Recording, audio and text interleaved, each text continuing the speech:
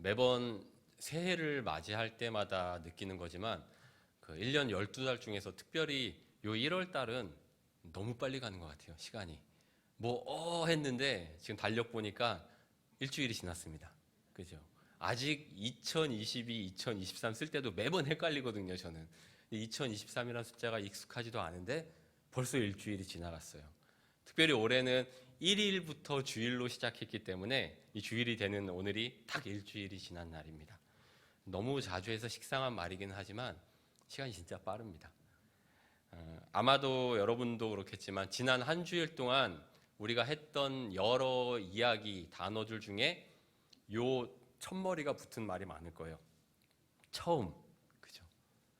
일주일의 첫 번째 주일을 보냈기 때문에 뭘 해도 다 처음이었어요. 첫 출근, 첫 쇼핑, 첫 예배, 첫 마음.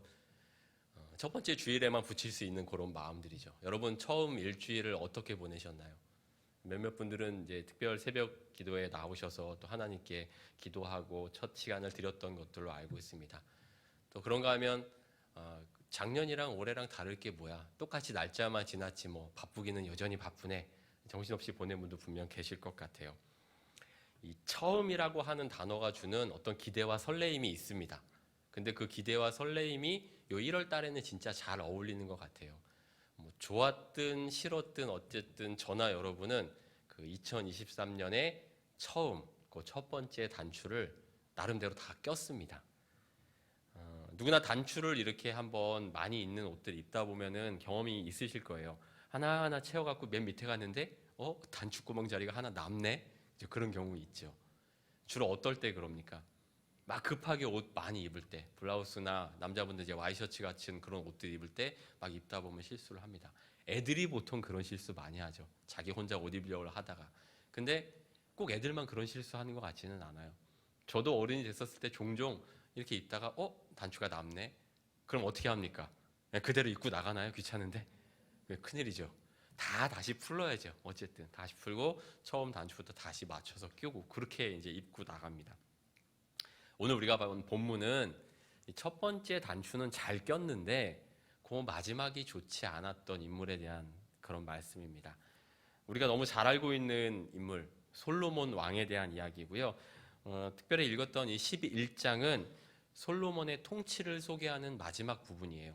근데 좋지가 않아요. 연초부터 좋은 말씀을 전해야 되는데 사실은 솔로몬의 안 좋은 이야기를 제가 여러분에게 들고 나왔습니다. 특별히 그런 이유가 있습니다. 솔로몬 왕 하면 우리가 머릿속에 딱 동시에 떠오르는 단어가 있어요. 그게 뭐죠? 그죠? 지혜. 솔로몬은 지혜의 왕입니다. 또 다른 단어, 일천번제 이런 단어 떠올리는 분도 있으실 거고요. 또 솔로몬이 부귀영화를 누리는 왕으로도 또 유명합니다. 그래서 멋진 옷을 의복을 입었던 그런 이야기들도 성경의 묘사들이 나오죠. 근데 하나님이 이 성경의 역사를 이렇게 쭉 보다 보면 얘 이름은 이걸로 해라라고 특별히 이름을 정해주는 사람들이 있어요. 하나님이 특별히 정해주신 그런 이름을 받은 사람들 가운데 솔로몬이 그랬습니다. 솔로몬이 태어날 때 역대상 22장 9절 말씀을 한번 잠깐 볼 텐데요. 거기 하나님이 이렇게 말씀을 정해주셨어요. 역대상 22장 9절 제가 한번 읽어보겠습니다. 보라 한 아들이 내게서 나리니 이거 예수님 말씀이랑 거의 비슷하죠. 그는 온순한 사람이라 내가 그로 주변 모든 대적에게서 평온을 얻게 하리라. 그의 이름을 솔로몬이라 하리니 이는 내가 그의 생전에 평안과 안일함을 이스라엘에게 줄 것임이니라. 네.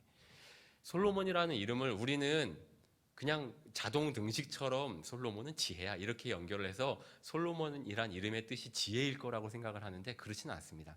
솔로몬이란 이름의 원래 뜻은 평안하다, 평화롭다라는 뜻이에요. 근데 여러분들이 모르는 솔로몬의 다른 이름이 하나 또 있습니다. 하나님이 솔로몬의 이름을 또 정해주셨어요. 우리 장로님이 아시는데 그 솔로몬의 다른 이름이 좀 특이합니다. 제가 학창 시절을 보낼 때는 학교마다 그 학교 나름의 중창단들이 있었어요. 그 믿는 친구들, 학생들이 모여서 자기들끼리 중창팀을 만들었어요. 저는 그 제가 자란 강원도 원주시에 이렇게 초교파적으로 모이는 중창단이 이제 순례자 중창단이라는 중창단이 제가 있었었고요. 저희랑 이제 그 자웅을 겨루는 저희랑 비슷한 실력을 가진 중창단 이름이 이제 엠마오 중창단이라는 팀이 또 있었어요. 근데 원주에서 이제 공부를 그래도 제일 잘한다고 하는 여자 고등학교, 그 고등학교에 자기들끼리 모여 있는 중창팀 이름이 있었는데 그 이름이 이 솔로몬의 다른 이름이었어요. 성경에 사무엘하 12장 25절에 나오는데 제가 찾아보지는 않을 거고요. 그 이름이 여디디아라는 이름입니다. 낯서시죠? 솔로몬의 다른 이름이 여디디아라는 이름이 있는데 그 중창팀에서 이름을 정할 정도면 뜻이 좋았을 거 아니에요. 뜻이 무슨 뜻이냐면 하나님이 너를 사랑하신다라는 뜻이에요. 뜻 기가 막히죠? 하나님이 사랑하신다는 뜻이에요. 근데 이 이름처럼 솔로몬은 하나님의 사랑을 받았어요. 그래서 주변에 수많은 사람들이 다윗을 대적하고 역모를 꾸미고 했지만 결국 하나님의 사랑을 받은 이 솔로몬이 왕위를 이어받게 됩니다. 그리고 그 솔로몬이 우리가 잘 아는 대로 기브아 산당에서 하나님께 어떻게 합니까? 1,000번제를 드립니다. 그래서 하나님이 이 솔로몬의 그 첫 단추를 굉장히 기뻐하셨어요. 흠양하셨어요. 그러고서 솔로몬에게 딱 나타나셔갖고 네가 원하는 게 뭐냐? 내가 다 들어줄게. 그때 솔로몬이 뭘 구합니까? 그때 지혜를 구해요. 하나님의 백성들을 잘 다스릴 수 있는 지혜를 주세요라고 구합니다. 그래서 하나님이 솔로몬이 구한 지혜도 주시고 솔로몬이 구하지 않았던 것도 보너스로 하나 더 주세요. 그게 뭐예요? 부귀영화를 주세요. 전무후무, 말 그대로 솔로몬 앞에도 없었고 솔로몬 이후에도 없는 부귀영화를 솔로몬에게 허락을 하십니다. 그래서 이게 뭐 얼마만큼 큰 부귀영화였는지 단적으로 보여주는 사건이 우리가 본 그 앞에 10장에 나오는데요. 주변에 있었던 아주 유력한 나라인 스바라고 하는 나라가 있는데 그 나라의 여왕이 솔로몬의 소문을 들은 거예요. 저 옆에 이스라엘에 솔로몬이라고 하는 왕이 있는데 장난 아니라더라. 정말 지혜롭고 그 부귀영화가 상상을 초월한다더라. 그래서 만나보러 왔어요. 유명한 사람 있으면 만나보고 싶은 마음이 들잖아요. 근데 그 스바 여왕이 자기가 이제 신하들을 다 데리고 선물들 들고서는 솔로몬 왕을 와서 찾아 딱 봤더니 과연 야 진짜 대단하구나. 입이 떡 벌어지게 놀래서 돌아갑니다. 그만큼 솔로몬이 대단했었어요. 느헤미야 같은 구약의 선지자들도 이 솔로몬이 하나님의 사랑을 받은 굉장히 큰 왕이었다라고 인정을 하고 있습니다. 근데 그 솔로몬의 영광이 옛날의 이야기뿐일까요? 요즘도 마찬가지예요. 현대에도 솔로몬의 이름이 여기저기 많이 쓰입니다. 운전하고 다니다 보면은 솔로몬 이름이 붙어있는 차들을 종종 봐요. 무슨 차일까 그게? 학원차들이에요. 애들 학원차, 입시 학원차 이런 차들 보면 간혹 이제 뭐 솔로몬 무슨 학원 그런 이름이 붙은 학원들이 많아요. 뭔가 애가 똑똑해질 것 같잖아요. 그죠? 솔로몬 학습법이라는 책도 있어요. 솔로몬 학습법이 뭐 자세하게 소개는 제가 책을 안 읽어봐서 모르겠지만 그 표지를 이렇게 보니까 믿음을 가지고 하나님께 내가 왜 공부해야 되는지 뜻을 먼저 세우면 하나님이 지혜를 주신다. 뭐 그런 내용인 것 같아요. 그래서 이 솔로몬이라는 이름을 들으면 우리는 뭔가 되게 지혜로워질 것 같고 똑똑해질 것 같고 시험을 잘 볼 것 같고 그런 이미지가 있단 말입니다. 근데 우리가 알고 있는 그 지혜라는 말은 뭔가 IQ가 좋을 것 같고 시험 잘 볼 것 같은 그런 이미지인데 성경 원어에 나와 있는 지혜는 그런 뜻은 아닌 것 같아요. 우리가 갖고 있는 이 개역 성경 말고 다른 성경 번역본을 제가 참고를 해봤더니 우리말로는 지혜라고 번역되어 있는 그 단어, 하나님께 선물 받았던 그 단어가 다르게 번역이 되어 있더라고요. 그래서 표준 세번역 성경을 보니까 거기에는 그냥 지혜로운 마음이라고 되어 있고요. 단지 지적인 능력이 아니라 그 지혜로운 마음이라고 나와 있고, 그 다음에 NIV 성경, 킹제임스 버전 성경이란 영어 성경이 있어요. 그 영어 성경들은 번역이 뭐라고 나와 있냐면 이해하는 마음 혹은 듣는 마음이라고 되어 있어요. 그러니까 지혜는 나 혼자 똑똑하고 머리가 팽팽 돌아가는 그게 지혜가 아니라 백성들의 말을 잘 듣고 이해하는 마음 혹은 하나님을 향하여 하나님의 말씀을 잘 듣고 받아들이고 이해하는 그 마음이 지혜라는 거예요. 전 이 부분이 굉장히 우리에게도 적용할 점이 있다라는 생각이 들었습니다. 하나님이 솔로몬이 구했던 그 마음이 너무 예뻤던 거예요. 그래서 솔로몬을 마음껏 축복을 해주신 거죠. 말씀 서두에 제가 단추에 대한 이야기를 했습니다. 대개의 경우 첫 단추만 잘 끼면 그 밑에 단추를 틀리는 경우는 잘 없어요. 그죠? 어지간하면 첫 단추가 구멍에 맞았으면 마지막도 딱 떨어지게 돼 있습니다.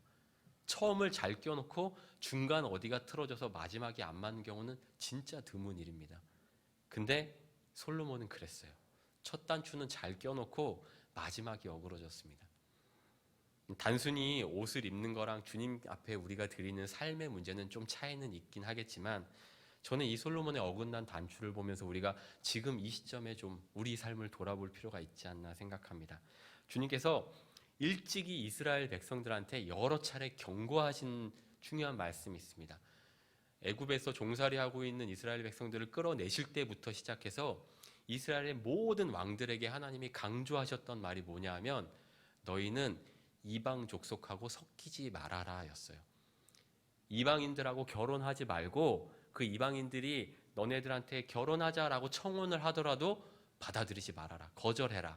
왜냐하면 그 이방 사람들은 너희들의 마음을 홀려서 자기들이 믿는 우상들한테 너희 마음을 데리고 갈 거야. 하나님 그걸 아셨어요. 결국 우상 숭배를 하게 될 거라는 걸 알았기 때문에 아예 그거를 끊으시려고 이방 사람을 만나지 말아라고 강력하게 말씀을 하셨습니다.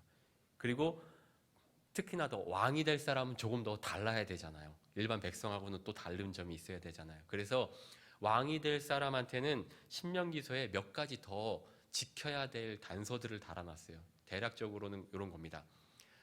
전쟁을 위해서 말을 많이 만들지 말아라. 말을 많이 네가 가지려고 하지 말아라. 왜냐하면 병마라고 하는 거는 많이 갖추려면 결국은 백성들의 고혈을 빨아야 되는 거예요. 그래서 말을 많이 가지려고 하지 말고 이방의 여인들을 많이 들이지 말아라. 특히 이제 왕들은 여인들을 많이 들이고 했으니까 그러지 말아라 라고 얘기를 했고요. 그리고 너를 위해서 은과 금을 많이 쌓아두지 말아라. 그게 왕들이 지켜야 될 법이었어요. 그리고 왕들이 혹시나 이 법을 지키지 않을까봐 레위인을 한 명 옆에다 딱 둬갖고 하나님이 경고하신 그 말씀들을 계속 옆에서 읽어주게 했어요. 반복해서. 그래야 왕들이 귀에 딱지가 앉아서 그렇게 하나님 말씀대로 잘 행할 테니까.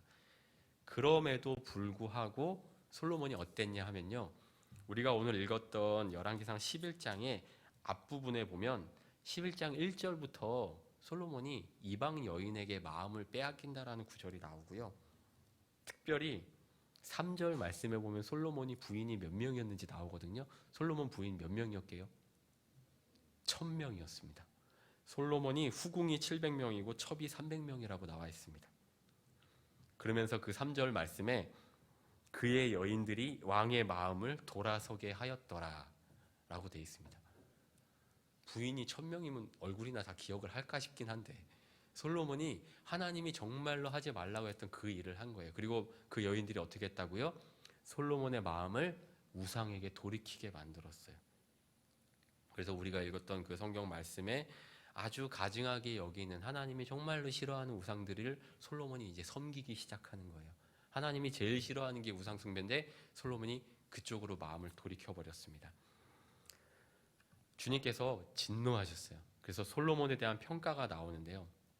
9절에 보면 솔로몬이 그 마음이 떠났고 주님이 노하셨다라고 표현이 되어 있습니다. 성경 말씀을 읽다 보면 우리 통독도 여러분 해보셨겠지만 이스라엘 왕들에 대한 평가가 둘로 나눠져요.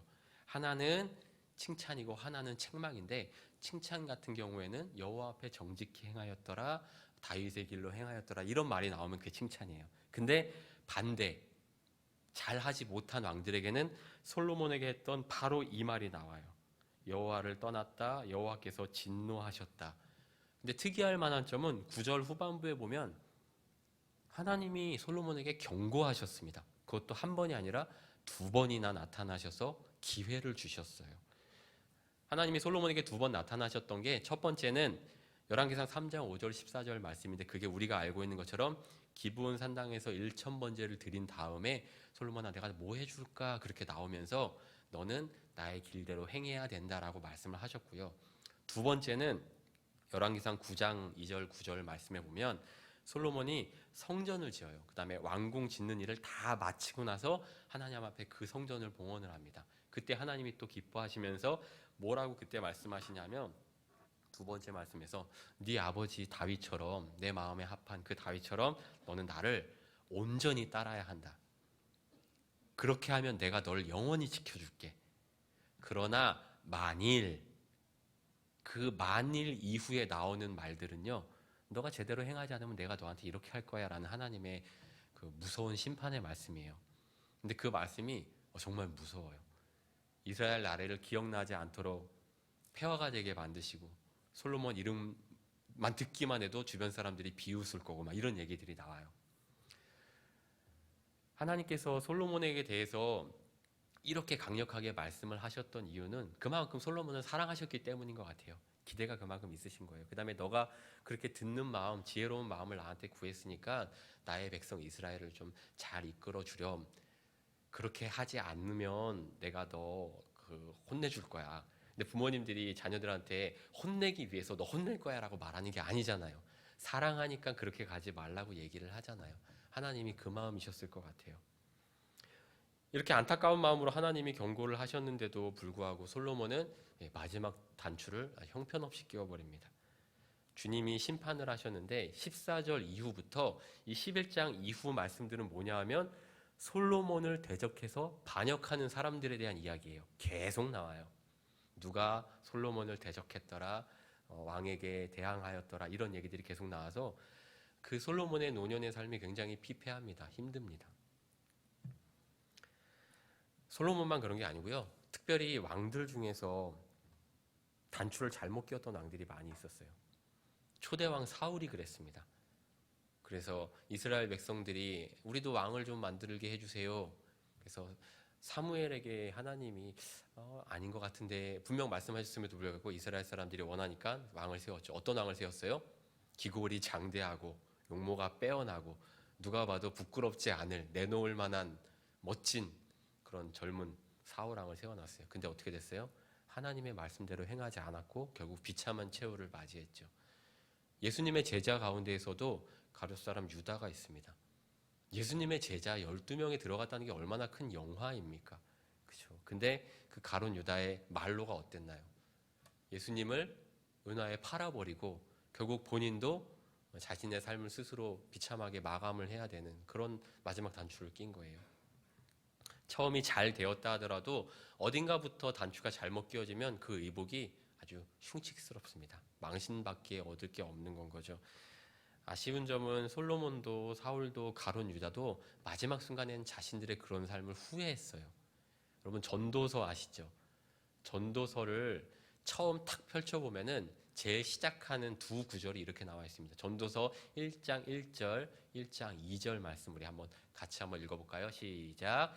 다윗의 아들 예루살렘 왕 전도자의 말씀이라. 2절 말씀입니다. 전도자가 이르되 헛되고 헛되며 헛되고 헛되니 모든 것이 헛되도다. 이게 가장 지혜로웠던 왕, 가장 큰 부귀와 영화를 누렸던 왕의 입에서 나온 고백이에요. 노년에 이런 고백을 한 거예요. 하나님께서 허락하여 주신 그 많은 분깃들이 있고 달란트가 있고 다룰 수 있는 많은 재능들이 있었음에도 불구하고 결국은 마지막이 저렇게 헛되다라고 이야기한 건 자기 삶에 대한 반성이나 후회가 그만큼 있었다는 것 같습니다. 일상생활에서 단추를 잘못 채우면 우린 그래도 금방 알아챕니다. 두 번째, 세 번째 혹은 마지막까지 가서 알아채는데 그거를 처음에 얘기한 대로 다시 다 푸는 수고를 기꺼이 하죠. 그게 옳다는 걸 알고 있으니까. 그런 내용으로 책을 쓴 사람이 있더라고요. 일본의 교육학자인데 일본 사람들이 많이 존경을 하는 교육학자 중에 어떤 한 분이 책을 쓴 책 제목 자체가 이거예요. 잘못 끼운 단추는 처음부터 다시 끼워도 늦지 않다. 길죠. 이게 제목이에요. 근데 일본의 아이를 키우는 부모님들이 이 책을 굉장히 많이 읽었다 그래요. 잘못 끼운 단추는 처음부터 다시 끼워도 늦지 않다. 이 책을 자녀가 있는 부모들이 많이 읽었는데 이 책에서 강조하고 있는 점, 부모들이 자녀를 키우면서 첫 단추를 잘못 끼게 된 이유 두 개를 딱 집었어요. 단어로 얘기를 했는데 첫 번째 단어가 빨리빨리, 두 번째 단어가 대충대충. 부모들이 그런 마음으로 아이들을 대할 때 첫 단추가 잘못 끼워진다 이렇게 얘기를 한 거예요. 그리스도인들에게도 똑같죠. 1월에 우리 첫 번째 주간을 보냈고 이제 두 번째 주간을 저희가 지금 딱 눈앞에 두고 있습니다. 아까도 말씀드린 것처럼 우리는 이제 첫 번째 단추는 나름 잘 끼웠을지도 모르겠어요.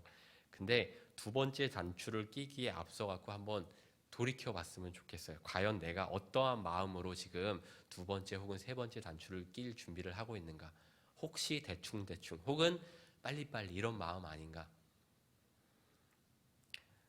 실수를 하지 않으면 잘 할 수 있을 거라는 마음은요, 어떻게 보면 좀 소극적인 마음인 것 같아요. 내가 알아서 잘하겠지. 나는 나를 믿어. 그냥 해오던 대로 하면 실수가 없겠지. 연초에 우리가 가져야 될 마음은요, 어떻게 보면 나 자신을 과하게 믿고 신뢰하는 마음보다는 나 잘하고 있나? 하나님 저 잘하고 있나요? 라고 하나님께 자꾸 묻는 마음이 아닐까 생각합니다. 한 가지 잘 이제 제가 이 이야기를 어떻게 전달을 드리면 좋을까 고민을 하다가 머릿속에 탁 떠오른 성경 구절이 있었어요. 그 성경 구절을 여러분과 함께 좀 나눠보려고 합니다. 고린도전서 10장 12절 짧은 말씀인데 같이 한번 또 읽어볼까요? 시작. 그런즉 선줄로 생각하는 자는 넘어질까 조심하라. 이 말씀 볼 때마다 제가 생각이 나는 장면이 있어요. 바로 이제 연말 연초에 그 음주운전 단속하는 장면이에요. 가끔 이렇게 음주 단속하는 데 지나가다 보면 앞서 이제 당첨되신 분들이 이제 차 옆에다가 대고 경찰 아저씨한테 불려 나가갖고 이제 뭐 합니까? 똑바로 걸어보세요. 이제 이런 거 하잖아요. 그럼 자기는 똑바로 걷는다고 걸어요. 근데 어떻게 걸어요? 갈지자로 이렇게 비틀비틀 걷습니다. 자기는 바로 걷는 것 같아요. 자기는 운전할 수 있대요. 나는 집까지 갈 수 있대요. 근데 안 그래요. 나는 스스로 서 있다고 생각하고 나는 잘하고 있다고 생각하지만 정말로 그런지 우리는 조심해야 됩니다. 나 자신을 다시 한번 점검을 해봐야 합니다. 지금 내가 주님 앞에 나아가기에 부끄러움이 없는 예복을 갖추고 있는 건지 2023년 내가 그 시작을 잘했는지 여러분 한번 주님께 나와서 물었으면 좋겠어요. 그 물어보는 방법이 뭘까요? 그게 말씀과 기도입니다. 그게 바로 성령 충만입니다. 말씀과 기도에 전념할 때 하나님 우리 마음에 깨달음을 주세요. 그리고 그 깨달은 순간 가만히 있지 못하게 하세요. 하나님께 회개하게 만듭니다. 우리 마음속에서 회개가 나온다는 뜻은 이미 성령이 우리 마음을 만지셨다는 뜻이에요. 그 하나님께 성령님 도와주세요 간절히 간구하면 우리 이번 연도 표어처럼 하나님이 다시 우리에게 성령 충만을 부어주실 거예요. 그 성령님과 동행할 때 우리가 바른 삶을 살아갈 수가 있는 겁니다. 2023년이라는 새해를 말씀과 기도로 멋지게 시작을 해보자고 우리가 다 같이 지금 다짐을 했고 오늘 그렇게 사무총회까지 했어요. 근데 이게 구호로만 끝나서는 안 돼요. 내 삶이 정말 그러해야 돼요. 여기 붙어있는 이 표어 말씀이 1년 내내 여기 붙어 있을 거예요. 여러분 주일날 이제 앞에 이렇게 보시면서 물론 목사님 설교 말씀도 이렇게 들으시겠지만 그래도 계속 보시잖아요. 1월 달엔 뭐가 있나 우리 교회 표어가 뭐였지. 보실 때마다 그때마다 생각하세요. 나는 지금 서 있나? 내가 지금 넘어질까 조심해야 되는 거 아닌가? 나는 지금 성령을 의지하고 있는가? 매주 여러분들의 단추를 이 자리에서 점검하셨으면 좋겠습니다. 근사한 새해 계획을 세워놓고도 다 작심삼일하죠. 저도 이제 새해 들어갔고 운동을 열심히 해봐야겠다. 그래서 집에서 이제 아직은 바깥에가 추우니까 막 이렇게 매트 깔아놓고 으쌰 경주에서 열심히 하고 있는데 진짜 작심삼일은 과학인 것 같아요. 3일이 딱 되니까 그렇게 일어나기가 싫더라고요. 그래도 막 알람을 몇 개나 맞춰놨거든요. 첫 번째, 두 번째 알람은 무시했어도 세 번째에는 자진납세를 하고 스스로 꿀밤을 한 대 딱 때리고 일어나서 또 이제 열심히 운동을 했습니다. 운동 어플 같은 게 요즘 잘 나와 있어요. 그래서 운동을 안 하면 막 혼나요. 그래서 운동 안 한 지 뭐 몇 시간 됐습니다. 운동하세요. 그래서 그날 이제 뱃살 빼는 운동 이런 거 하는 게 있습니다. 그래서 열심히 운동도 하고 있고요. 또 기도도 하고 말씀도 듣고 그런 다짐들을 몇 가지 올해 이렇게 해야지 세워놓은 게 있어요. 계획은 내가 세웠지만 그 계획을 할 수 있는 힘은 어디서 난다고요? 말씀과 기도를 통해 성령의 공급하심을 받아야 돼요. 여러분도 마찬가지입니다. 사실 오늘 이 설교 본문 그다음에 똑같은 제목으로 제가 딱 20년 전에 설교했더라고요. 과거의 내용들을 이렇게 쭉 살펴보니까 분명 제가 언젠가 한번 이 설교를 한 적이 있는 것 같아서 과거를 찾아봤더니 2003년 1월 네 번째 주일날 제가 다른 교회에서 풋내기 전도사 시절에 이 첫 단추, 두 번째 단추에 대한 설교를 했더라고요. 그 설교문을 읽어보니까 너 참 패기롭다. 어떻게 이렇게 무서운 말들을 성도님한테 막 하니 막 이런 생각이 들 만큼 그래서 설교 원고를 대폭 수정을 했어요. 근데 그때 뭣도 몰랐던 풋내기 젊은 전도사 시절에 하나님 앞에 내가 이렇게 살아야지라고 다짐했던 그 마음은 일면으로는 부럽더라고요. 아, 그랬구나. 너가 20년 지난 여러분, 제가 우리 교회랑 나이가 같습니다. 우리 45년 차 정기총회 했잖아요. 제가 45이에요 올해. 근데 그 20년 전에 25세 전도사에게 야, 너 잘 살아야 된다. 세상 쉬운 거 아니다. 그렇게 이야기를 해주고 싶은 마음도 들지만 반면에 너 참 대단하다 싶은 마음도 들었었어요. 여러분들도 여러분들 마음속에 내가 하나님과 동행하고 올 한 해 나에게 정말 근사한 해, 멋진 해를 좀 선물을 해주고 싶다라는 거룩한 목표를 세우셨으면 좋겠어요. 아, 일주일 지났는데 뭐 늦었는데 안 늦었어요. 아직 우리는 구정도 있어요. 아직까지 시간이 좀 더 있어요. 계획을 세워도 괜찮아요. 그 계획을 세우시고 그 계획대로 아주 조심스러운 마음으로 단추 하나하나 여며가시면 좋겠습니다. 그리고 그 과정에 우리 동안교회가 동행을 했으면 좋겠어요. 여러분이 교회를 중심으로 말씀과 기도 생활을 끊이지 않으신다면 하나님이 여러분들의 삶을 대충 해도 되겠지라는 사람들이랑은 완전히 다른 모습으로 이끌어 가주실 줄로 믿습니다. 우리 승리의 고백을 우리 올 연말에 다 함께 기쁘게 박수로 올려드리는 저와 여러분이 되기를 주님의 이름으로 축복합니다.